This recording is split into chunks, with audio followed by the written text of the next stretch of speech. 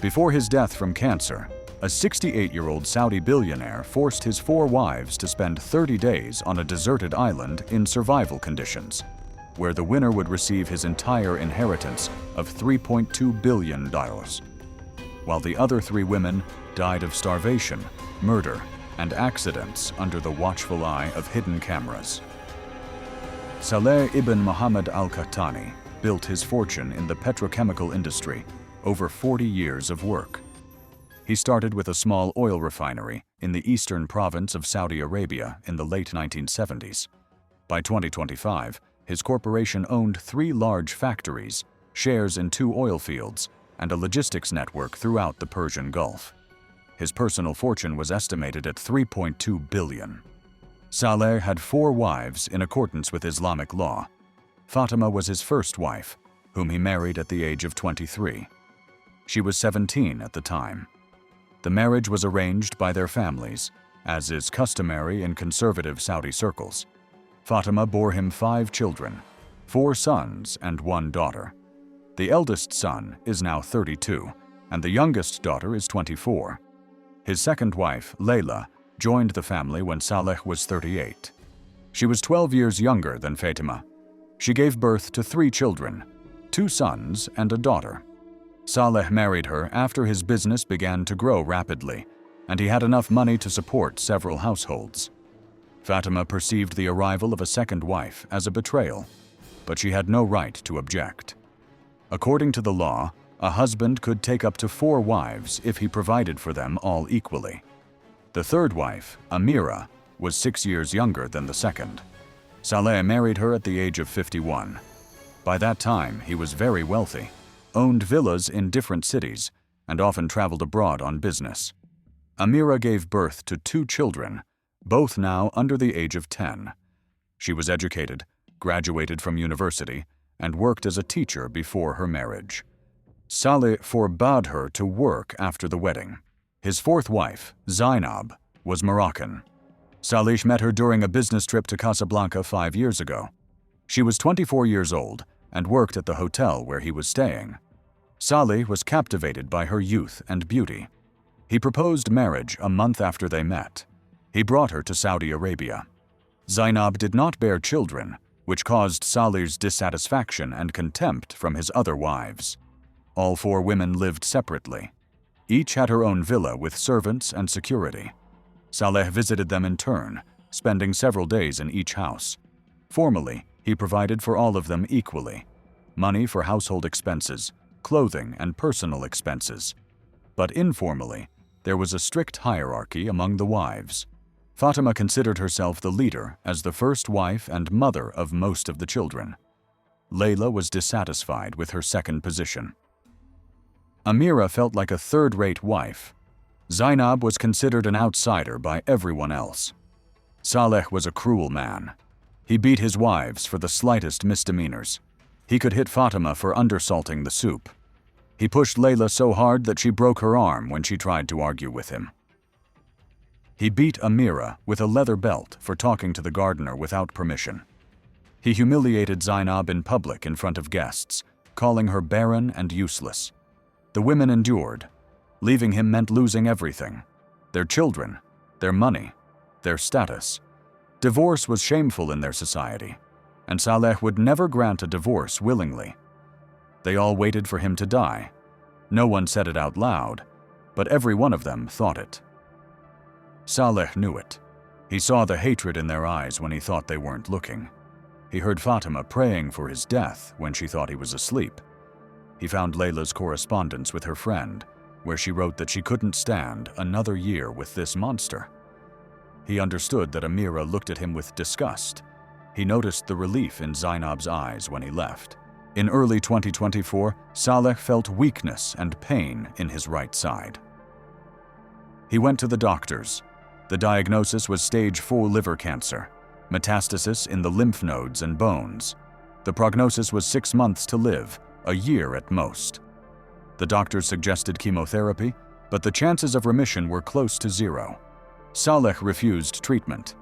He decided to face death like a man, without trying to cling to life. He didn't tell anyone about the diagnosis. He continued to live his normal life. He visited his wives' homes, spent time with his children, and ran his business. The pain grew worse with each passing month, but he endured it, secretly taking painkillers. By the summer of 2025, he could no longer hide his illness. He had lost 20 kilograms, his skin had turned yellow, and he was constantly weak. His wives noticed the changes but didn't ask any questions. Secretly, each of them hoped that he was seriously ill. The children also saw that their father was changing, but Saleh dismissed their questions. He said that he was just tired from work and needed a rest. In July, he called his lawyer. He said he wanted to revise his will. The lawyer came to the villa with the documents. Saleh explained that he wanted to create an unusual will. He didn't want to simply divide his property equally between his wives and children, as prescribed by Sharia law. He wanted something different. The lawyer listened attentively and took notes, but when Saleh finished, he said that such a will could be challenged in court. Saleh replied that he would make sure that everything was legally flawless. He asked for a document to be drawn up, taking into account all the necessary formalities. The will was ready in 2 weeks. Saleh signed it in the presence of 3 witnesses, as required by law. He recorded a video message explaining his wishes. He gave the lawyer a sealed envelope with instructions to be followed after his death. The lawyer was not allowed to open the envelope until that moment. In early September, Saleh's condition deteriorated sharply. He could no longer walk and spent his days in bed. He called all his children and said goodbye to each of them. He gave his eldest sons his final instructions on how to run the business. He told his daughters to be obedient wives. He did not meet with his wives. He refused to see them. On September 15, 2025, Saleh ibn Muhammad al-Qahtani died in his bed at the age of 68. His body was washed and buried the same day, according to Islamic customs. Hundreds of people attended the funeral: relatives, business partners, friends. The 4 wives stood apart, dressed in black abayas, their faces covered. None of them cried. 2 days after the funeral, the lawyer invited the 4 wives to his office in Riyadh to read the will. The women arrived with hope, each expected to receive her share of the inheritance and finally be free. In the office conference room, they were seated in a row. The lawyer turned on the projector.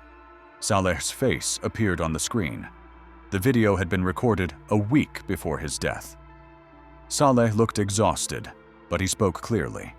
He began by saying that he knew his wives hated him. He said he had always understood this.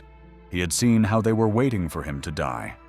Now they had got what they wanted. He was dead. But they would not get the money as they had expected. Saleh explained that his entire fortune would be transferred to only one of his 4 wives, the one who proves that she deserves it more than the others. The rest will get nothing. He will now explain how the winner will be determined. A map of a small island appeared on the screen. Saleh explained that this was his private island in the Red Sea, which he had bought 10 years ago. It covered an area of 8 square kilometers. The island was uninhabited, covered with rocks and sparse vegetation. There was a source of fresh water. There were no buildings and no connection to the mainland. The 4 wives would be taken to this island. Each will be dropped off at different points. Each will receive a minimum survival kit. They will spend 30 days there. The goal is simple: survive. After 30 days, a helicopter will come for them. The one who is alive and able to board the helicopter will receive the entire inheritance. $3.2 billion. All the villas, yachts, corporation shares, everything. If anyone refuses to participate, all the property will go to a charitable foundation that Saleh created specifically for this purpose. None of the wives and children will receive a cent. The lawyer read out the relevant clause of the will, certified by a notary and a religious judge. Saleh smiled on the screen. He said it was his last gift to his wives, a chance to prove their strength. All their lives they had been weak, enduring his will. Now let them show what they were capable of. Let them fight for what they considered theirs. The video ended. The conference room was silent. Fatima was the first to speak. She said it was madness, that the will was illegal, that her sons would challenge it in court. The lawyer calmly replied that the will had been drawn up in accordance with all the rules of Sharia and civil law. Saleh had the right to dispose of his property as he saw fit. Participation in the test was voluntary, but refusal meant losing the inheritance. Layla asked what exactly they were supposed to do on the island. Just sit and wait for 30 days. The lawyer replied that the rules were simple. Survive by any means necessary. There were no restrictions except those imposed by nature. There was enough food for 3 days. After that, everyone had to fend for themselves. Amira asked what would happen if someone was injured or fell ill. The lawyer said that medical evacuation was only possible in the event of an immediate threat to life. In such a case, the evacuated person would automatically be removed from the trial. Surveillance cameras will be installed on the island to broadcast what is happening in real time. A team of doctors on the mainland will monitor the women's condition. If a critical situation arises, they will decide on evacuation. Zainab asked who would be watching the recordings. The lawyer replied that Saleh had left a list of 50 people. These were his close friends, business partners, people he trusted. They would have access to the closed broadcast as a final gift from Saleh, a kind of private show for the select few. The women exchanged glances. Each of them understood that there was no choice. Refusing meant being left with nothing. Without Saleh's money, they were nobodies. Fatima was too old to start life over. Layla was accustomed to luxury and could not imagine life without it.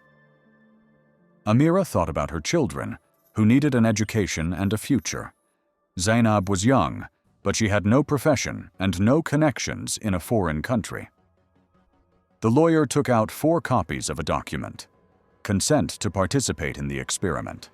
The document stated that each woman voluntarily accepted the terms of the will, understood the risks, and waived any claims to the estate in case of failure.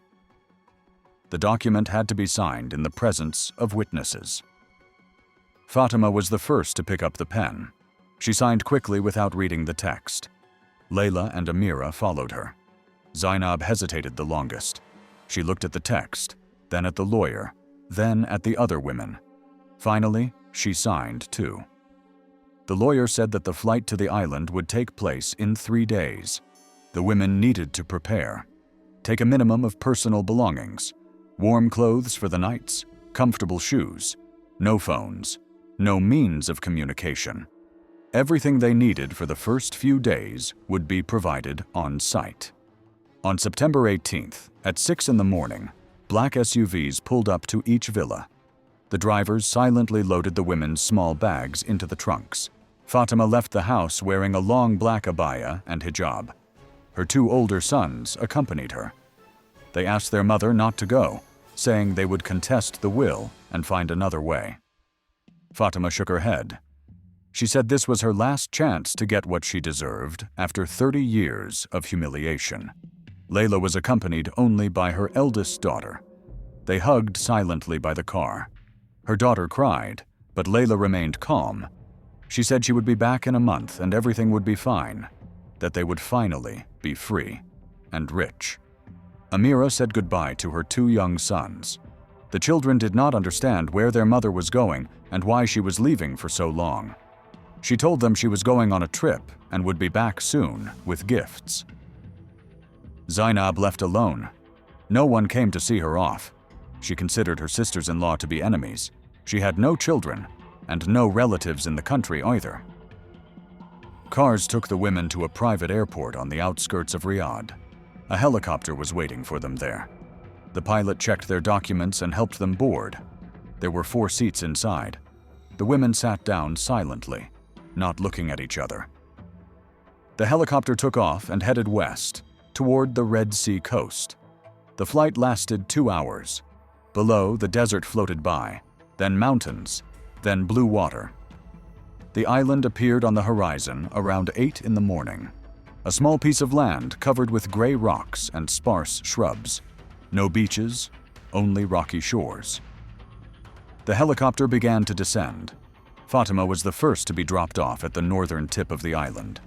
The pilot pointed to a flat area between the rocks. The helicopter hovered a meter above the ground. The co-pilot handed Fatima her backpack and helped her down. As soon as she touched the ground, the helicopter took off and flew away. Fatima was left alone.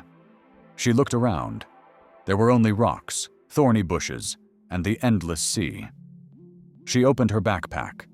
Inside were 3-liter bottles of water, 6 cans of food, a pack of crackers, a box of matches, a folding knife, a 10-meter length of rope, and a simple 3x3-meter canvas tarp. That was all. It should be enough for the first few days. After that, she would have to find food and water on her own. Next, they dropped Layla off on the west coast. Her backpack had the same contents. The helicopter flew away, leaving her on a narrow strip of land between the sea and a sheer cliff. Layla looked at the cliff. It was 20 meters high. Birds were crying from above. She picked up her backpack and began to look for a way up. Amir was dropped off on the east side. The place was more gentle, with sparse vegetation. She saw a small grove of low trees in the distance. She decided to go there to find some shade. Zainab was dropped off last, at the southern tip. It was the rockiest and most deserted place. She sat down on the ground and cried as soon as the helicopter disappeared from view. During the first day, the women settled in. Fatima found a natural cave in the cliff. It was small but protected from the wind and sun. She stretched a tarp over the entrance, creating additional shade. She drank half a bottle of water and ate a can of food. She began to make plans. She needed to find the water source that Saleh had mentioned. Without water, they would not survive 30 days. Layla climbed to the top of the cliff. From there, she could see the whole island. She saw the central part where trees grew. That meant there was water there. She decided to go there in the morning. For now, she set up camp at the top, stretching the awning between the rocks. She ate some crackers and drank some water. She lay down to sleep on the bare rocks, wrapped in the awning. Amir reached the grove. It was cooler there. The ground was damp. She poked it with a stick and found moisture half a meter deep. That meant water was close. She began digging with her hands, deepening the hole. An hour later, she came across wet sand. The water wasn't gushing, but it was seeping slowly. That was enough. She stretched the tarp over the hole so the water wouldn't evaporate. She ate a can of food and lay down to rest. Zainab spent the entire first day in a panic. She had never been alone in such conditions. She grew up in the city, surrounded by people her whole life. She lived in a luxurious villa with servants for 5 years in Saudi Arabia. She didn't know how to cook or how to get food. She cried until evening. Then she drank the whole bottle of water at once and ate 2 cans of food. She fell asleep on the ground without even putting up the tarp. On the second day, they began to move. Fatima went in search of water. She walked along the shore to the south, carefully examining the area. After 3 hours, she found the bed of a dry stream. She walked up the slope. The stream led to a small depression in the rock where rainwater had collected. There wasn't much water, but it was clean. Fatima filled 2 empty bottles and returned to the cave. Layla climbed down from the rock and headed towards the center of the island. On the way, she found edible plants that she had seen in her childhood village. She picked a few and chewed them. They were bitter, but not poisonous. She reached the grove where Amira was. She saw footprints, freshly dug earth, and a stretched tent. She realized that one of the other women had already found water. She did not approach closely. She went on, looking for her own source. Amir heard footsteps and froze. She peeked out from behind a tree and saw Layla 200 meters away. Layla also noticed her. The women looked at each other for a few seconds. Then Layla turned and walked on. Both understood that direct conflict was not necessary yet. each on her own. The meeting would take place later. Zainab woke up on the third day with a headache from dehydration. The water had run out yesterday. There was only enough food left for one day. She forced herself to get up and start moving. She walked along the shore to the north, not knowing where she was going. 2 hours later, she came to the place where Fatima had been dropped off. She saw a cave and a tent, but Fatima herself was not there. Zainab came closer. In the cave lay a backpack with leftover food and a bottle of water. She grabbed the bottle and drank half of it in one gulp. She took a can of food and hid it in her pocket. She heard footsteps and turned around. Fatima was standing 10 meters away, holding a fist-sized rock in her hand. Her face was calm, but her eyes were hard. She asked what Zainab was doing in her camp. Zainab backed away and mumbled that she was just looking for water. She didn't want to take anything. Fatima stepped forward. She said that Zainab had always been a thief. She stole the place of the fourth wife, even though she was unworthy of it. She stole Saleh's money for her own whims. Now she was stealing her food. Zainab tried to explain, but Fatima threw a stone. It hit her shoulder. Zainab cried out in pain, turned around, and ran away. Fatima did not pursue her. She returned to the cave and checked the supplies. 1 can of food was missing. Half of the water had been drunk. Bad. She had to be more careful. The other women were already looking for resources and would start attacking. It was time to prepare for defense. By the end of the first week, everyone's food supplies were gone. The real stage of survival had begun. Fatima used her childhood experience in a Bedouin family. She remembered how her grandfather taught her to find edible roots in the desert. She dug the ground near dry plants, found thick roots, and boiled them in a tin can over a fire. She caught lizards basking on rocks. She killed them with a stone and roasted them over the fire. The taste was disgusting, but it was food. Layla found a colony of crabs in the coastal rocks. She hunted them at night when they crawled out. She caught them with her hands, broke their shells with stones, and ate the raw meat. It made her nauseous, but her body accepted the food. She found shellfish stuck to underwater rocks. She collected seaweed and dried it in the sun. She made a kind of soup by boiling everything in a can. Amira made a spear out of a long branch and a sharpened stone tied with a rope. She stood for hours in shallow water, tracking fish. She caught her first one only on the 4th day of trying. It was a small fish, about 50 grams. She ate it whole, bones and guts included. Gradually, she learned to aim more accurately. Sometimes she brought back 2 or 3 fish a day. That was better than the others. Zainab didn't know how to do anything. She tried to eat any plants she could find and got poisoned on the 3rd day after her supplies ran out. She vomited for a day. She lost a lot of fluid. She became weak. She found a bird's nest on the ground, broke the eggs, and drank the contents. It was enough for a day. Then she was hungry again. She began to lose weight quickly. Her body was burning from the inside. On the 8th day, Zainab decided that she would not survive alone. She needed an alliance. She went to look for Amira because she seemed to be the youngest and most agreeable. She found her by the water with a spear. She approached her with her hands up, showing that she was unarmed. Amira was wary, but she didn't run away. Zainab suggested they join forces. She said that together they would be stronger. They could share resources and help each other. And when 30 days had passed, they would divide the inheritance in half, 600 million each. It was fair. Both would survive. Both would be rich. Amira listened silently. Then she asked how Zainab imagined the division. The will was clear. The winner gets everything. The inheritance cannot be divided if both are still alive. Zainab insisted that they would find a way. They would write an agreement after they returned. They would force the lawyers to comply. They would have power and money. Amira thought about it. The proposal was reasonable. It was hard to survive alone. It was easier together. There was more food and better protection. They would see what happened. She agreed. They joined forces. Amira showed Zainab where to find water and taught her how to fish with a spear. Zainab gathered plants and seaweed. They shared everything equally. They didn't talk much and didn't trust each other, but the partnership worked. After 3 days, Zainab regained her strength. She no longer looked like she was dying. Amira also felt better with company. Fatima and Layla acted alone. Fatima reinforced her cave by stacking stones in front of the entrance.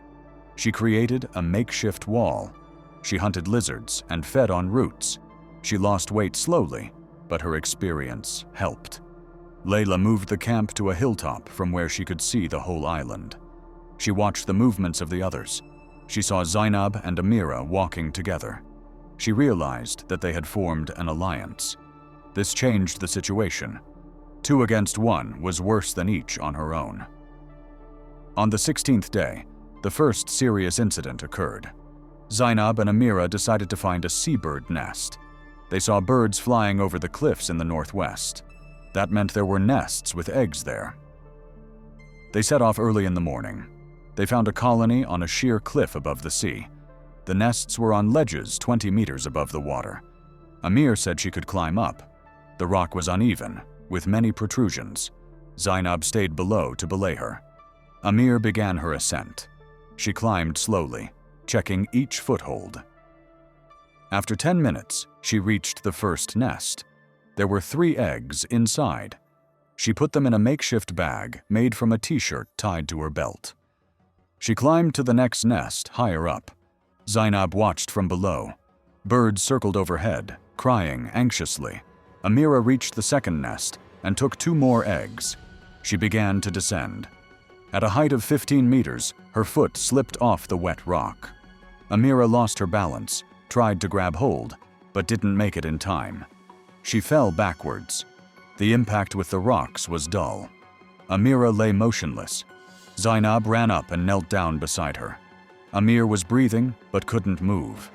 Her eyes were open, staring at the sky. She whispered that she couldn't feel her legs. Her back hurt so much that she wanted to scream. She asked Zainab to call for evacuation. There are cameras on the island. The medics can see her. Let them send a helicopter. Zainab looked at her silently for 30 seconds. Amira asked for help again. Zainab slowly got up. She looked at the eggs in Amira's bag. She bent down, untied her t-shirt, and took out 5 eggs. She put them in her pocket. Then she took Amira's knife out of its sheath on her belt. She took the bottle of water that was lying nearby. Amira understood. She screamed, begged her not to leave. Zainab turned and walked away. Amira's screams could be heard for a long time, then faded away. Zainab walked quickly, without looking back. All she could think about was that now she had food for several days, and one less competitor. Amir lay on the rocks for 4 hours. The pain was unbearable. She tried to scream, to call for help, but her voice quickly weakened. By evening, she began to experience internal shock from her injuries. Her body temperature dropped. Her breathing became shallow. Cameras on the island recorded her condition. Doctors on the mainland saw the critical indicators. But they did not send a helicopter. The rules were clear: evacuation only in the event of a direct threat to life. Amira was still breathing, so the threat was not immediate. By nightfall, the internal bleeding had intensified. Amir lost consciousness. Her breathing stopped around midnight on the 16th day. Her body remained lying on the rocks. Birds began to circle lower, but did not dare to descend. The next morning, doctors reported her death. But they did not take the body. It had to remain on the island. Those were the conditions. Zainab returned to camp with 5 eggs and Amira's extra supplies. She ate 2 eggs right away and hid the rest. She knew that Fatima and Layla had not seen what had happened. The cameras had seen it, but the women on the island did not know about it. Zainab decided to keep Amira's death a secret. Let the others think there were still 4 of them. On the 17th day, Layla descended from the hill to the water source in the grove. She hadn't seen Amira for several days, which was strange. She usually came to the water every morning. Layla looked around Amira's camp. The tent was still there, but almost nothing was left. The waterhole was untouched. Strange. Layla walked along the coast, looking for traces. An hour later, she stumbled upon a body. Amira was lying on her back between the rocks, her arms spread out to the sides. Her eyes were open, staring at the sky. The body had already begun to decompose in the heat. The smell was strong. Layla came closer and examined it. A broken spine was evident from the unnatural position of the body. She had fallen from a cliff. An accident, or someone had pushed her. Layla looked up. Birds' nests were visible on the ledges, so Amira had climbed up to get the eggs and fallen. But where was Zainab? They had been working together for the last few days. Layla returned to Amira's camp and carefully examined the tracks. 2 sets of footprints led to the rocks.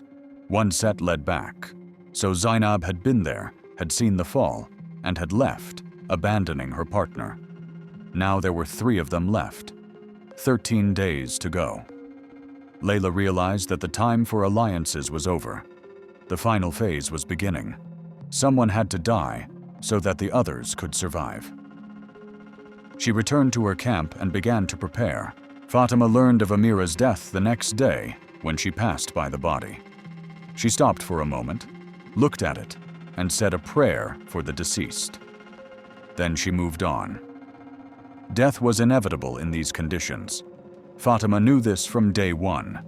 Saleh had created a game where only one would survive. Prayers would not help. Only strength mattered. Zainab kept her distance from the others. She hid the leftover eggs and conserved water. Her weight continued to drop, but she was alive. That was the main thing. 12 more days. She had to hold on. She had to avoid Fatima and Layla. They were stronger and more experienced. She had no chance in a direct confrontation. On the 20th day, the second death occurred. Layla decided it was time to act. Passive waiting was no longer working. There was almost no food left, and their strength was fading. Fatima was the oldest, but she was holding up well. Zainab was young, but weak after being poisoned. She was a logical target. Layla tracked Zainab down at the water source. She waited in the bushes until evening. When Zainab came to fetch water, Layla came out of hiding. Zainab turned around, saw her, and backed away. Layla walked slowly, without rushing. She said she knew about Amira. She knew that Zainab had left her to die. Now it was Zainab's turn to pay. Zainab tried to run away, but Layla was faster. She caught up with her, grabbed her by the hair, and threw her to the ground. Zainab screamed, scratched, and tried to break free. Layla was 15 years older, but a month of survival had made her tough. Her hands wrapped around Zainab's neck and squeezed. Zainab gasped, tried to push her away, kicked her legs. The forces were unequal. Layla strangled her until she lost consciousness. When Zainab's body went limp, she dragged her to the spring. She lowered her face into the water and held it there. She counted in her mind. 60 seconds, 120, 180. The body twitched several times, then fell completely still. Layla held on for another minute to be sure. Then she let go and stepped back. Zainab lay face down in the water, her arms outstretched. Dead. Layla returned to the camp. Her hands were shaking. She had killed a person, strangled her with her bare hands. The feeling was strange. Not pity, not horror, just emptiness, and the realization that only Fatima was left. 10 days to go. One of them would die. The other would get everything. Fatima found Zainab's body on the morning of the 21st day. She pulled it out of the water and laid it on the shore. The marks on her neck were clear. Strangulation. Layla. So, the open hunt had begun. Fatima returned to the cave and reinforced the entrance with stones. She took the largest stone she could lift. She sharpened the edge of a piece of silicon, creating something resembling a knife. Now all she had to do was wait. For the next 8 days, the women avoided each other. Layla remained on the hill, watching the island. Fatima sat in the cave, leaving only to get water and food. Both were starving. There were fewer lizards. They had gone into hiding. The fish had gone deeper. The plants had been eaten. Their bodies were burning from within, consuming their last reserves. On the 28th day, Layla realized that it was time to end it. 2 more days and the helicopter would arrive. If both of them were alive, what would happen? The will did not provide for such a scenario. She had to act now. She went downstairs at night. She knew where Fatima's cave was. She approached quietly and listened. She could hear breathing inside. Fatima was asleep. Layla began to move the stones at the entrance. Fatima woke up to the sound. She jumped out with a stone in her hand. She saw Layla in the dark. A fight began. Both were exhausted, but adrenaline gave them strength. Fatima swung the stone. Layla dodged. She hit Fatima in the stomach, and she doubled over. Layla tried to knock her down, but Fatima hit her in the face with her elbow. Layla fell, blood gushing from her broken lip. Fatima threw herself on top of her and pinned her to the ground. Layla was 9 years younger. She was stronger. She rolled Fatima over and ended up on top. Her hands groped for her neck. Fatima grabbed her hair, pulled it, and scratched her face. Layla squeezed her throat with all her might. Fatima gasped, choking. Her blows weakened. Her eyes rolled back. When Fatima fell silent, Layla did not let go immediately. She held on for a long time. She remembered that Zainab had twitched after losing consciousness. She had to make sure. She sat on Fatima's chest, choking her until her hands went numb. Then she got up. Fatima lay motionless, dead. Layla went to the water and washed her face. Blood dripped into the spring. She returned to her camp. She lay down on the ground. She did not sleep until morning. She thought about what she had done. 3 women were dead. She had killed 2 with her own hands. She was the only one left. In 2 days, the helicopter would arrive. She had won. The 29th day passed in anticipation. Layla hardly moved. Her strength was running out. She drank water, nothing else. She hadn't eaten in 3 days. The 30th day began at dawn. Layla got up and went down to the shore. She sat on the rocks and looked at the horizon. At 10 in the morning, a dot appeared in the sky. A helicopter. It was approaching quickly. It hovered over the shore and began to descend. Layla got up and walked to the landing pad. Her legs were buckling. The helicopter landed. The door opened. The co-pilot jumped out and held out his hand. Layla took it, and they lifted her on board. The helicopter took off. Layla looked down at the island. 3 bodies were lying somewhere down there. Amira was by the rock. Zainab was by the spring. Fatima was by the cave. They were all dead. She was alive. That meant she had won. The helicopter took Layla to a private clinic in Jeddah. The doctors conducted a full examination. She had lost 18 kilograms in 30 days. Dehydration, exhaustion, multiple abrasions and bruises.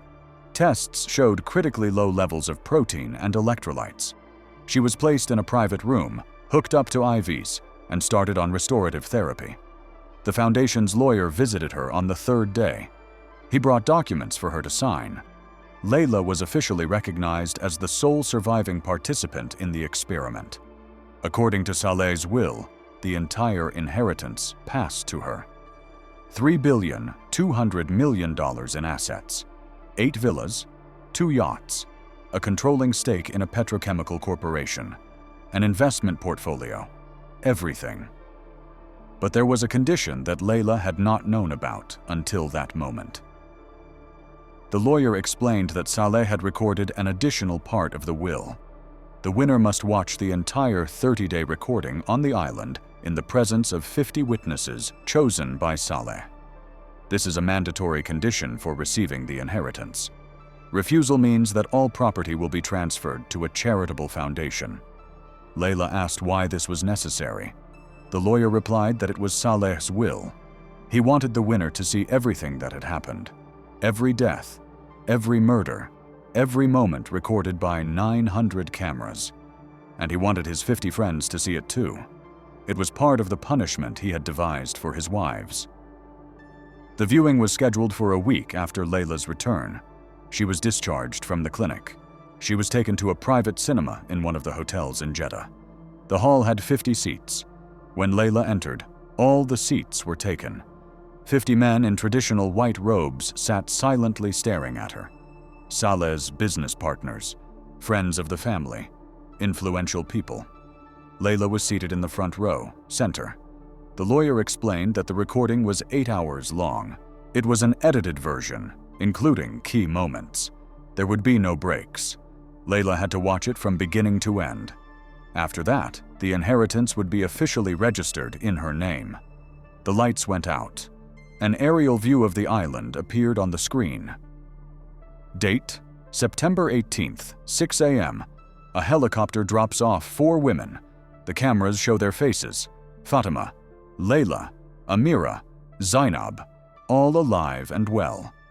They don't know yet what awaits them. The recording is sped up in places where nothing happens. The main moments are shown: the first days of settling in, the search for water and food, meetings between the women, Zainab and Amira's conversation about an alliance, their joint hunting and fishing, Zainab's attempt to steal food from Fatima, a fight, a stone thrown by Fatima, then a scene on the rocks, the 16th day. Amira climbs up to the nests. The camera shows a close-up of her face. Concentration, caution. Then her foot slips, fall. The impact with the rocks below is recorded from another angle. The body remains motionless. The camera switches to Zainab below. She runs up. She kneels down beside her. Amira says something, her lips moving. She asks for help. Zainab looks at her. 30 seconds of stillness. Then she bends down, takes the eggs from Amira's bag. She takes a knife, a bottle of water. She stands up. She leaves. The camera remains on Amira's face. Pain, horror, the realization that she has been abandoned. The next 4 hours of agony are shown in fast motion. Amira tries to scream. Then she falls silent. Her breathing becomes shallow. By evening, it stops. The time of death is recorded: 23:32. Layla sat motionless. She stared at the screen. Rare comments from the men could be heard around her. Someone said that Zainab had done the right thing. The weak must die. Someone else condemned her. Others remained silent. The recording continued. Day 20. Layla tracks Zainab to the spring. The camera shows it from 3 angles: ambush, chase, struggle. Layla's hands on Zainab's neck. Pressure, gasping, body twitching. Then a face in the water. 3 minutes of stillness. Death. Layla watched herself on the screen. She saw her face at that moment. Concentration, determination, no regret. She killed methodically, efficiently, like a person who has made a decision and carries it out. The men in the room looked at her with different expressions: admiration, disgust, curiosity. The final scene, the 28th night. Layla approaches Fatima's cave. She moves the rocks. Fatima jumps out. The fight is recorded in infrared light because it was dark. 2 silhouettes struggle on the ground, blows, screams. Then one silhouette on top, hands on the other's neck. Long immobility, death. The recording ended. The lights came on. Layla sat with her back straight, her hands on her knees. Her face was emotionless. 50 men looked at her. The lawyer stood up and announced that the viewing was over. The condition of the will had been fulfilled. The inheritance would be formalized within a week. Layla was taken to one of the villas that now belonged to her. A huge house overlooking the Red Sea.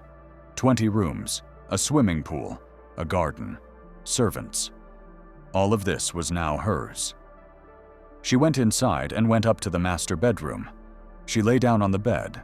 She closed her eyes. She didn't sleep all night.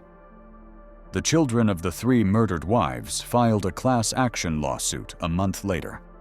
They accused Layla of murdering their mothers. They demanded that she be stripped of her inheritance and prosecuted. The trial lasted 3 months. Layla's lawyers presented a copy of the will and documents confirming the voluntary consent of all participants. They argued that the women were aware of the risks and had signed a waiver. The court reviewed all the materials. The judge ruled that Layla's actions were part of an agreed game organized by the late Saleh. All participants were of legal age, legally competent, and signed the consent form voluntarily. The deaths of Amira and Zainab were the result of the conditions of the game. No criminal case was opened. The lawsuit was dismissed. The children appealed, but the appeal was rejected by the Supreme Court. The influence of Saleh's family and his friends' connections played a role. The case was closed for good. Layla officially became the richest woman in the country. The press wrote several articles about the billionaire's widow who inherited his fortune. The details of the trial were not published. The family kept the information private. But the recording from the island ended up on the dark web 6 months later. One of the 50 witnesses leaked it.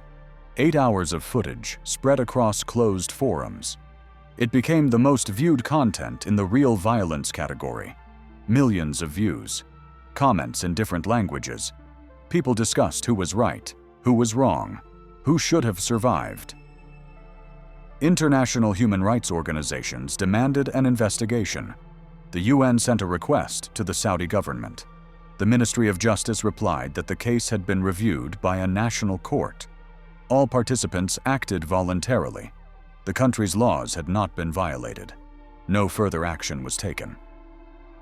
Layla began to have trouble sleeping 3 months after her return. She woke up in the middle of the night from nightmares. She saw the faces of Zainab and Fatima, their eyes at the moment of death, their hands around her neck. She started taking sleeping pills.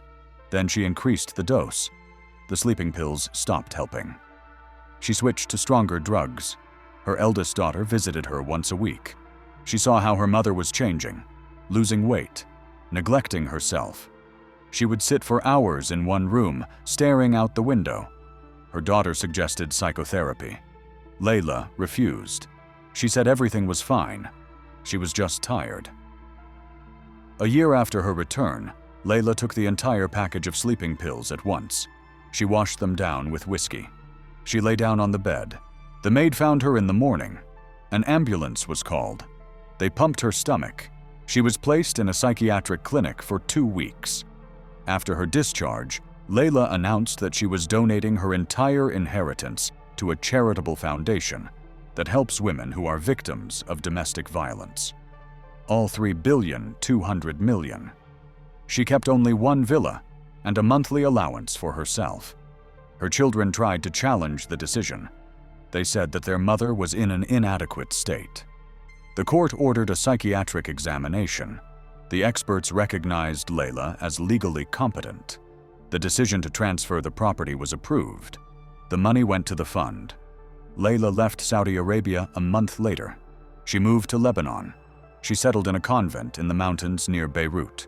She converted to Islam but lived in a Christian convent by agreement with the abbess. She spent her days in prayer and working in the garden.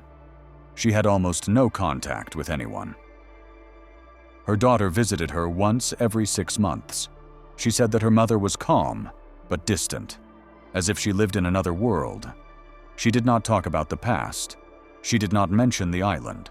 She did not mention the names Amira, Zainab, Fatima. She lived each day as if it were her last. She awaited death as a deliverance. The story became a legend in small circles. It was talked about as the most brutal game of survival in history. Documentaries were made for underground channels. Articles were written in alternative media. But officially, the case remained closed. The Saudi authorities refused to comment. This is the real price of an inheritance obtained through the death of others. The modern world allows rich people to create rules that seem impossible. Technology makes it possible to record every moment.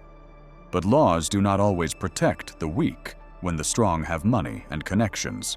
If this story made you think about the limits of free will and the price of consent, like and subscribe to the channel.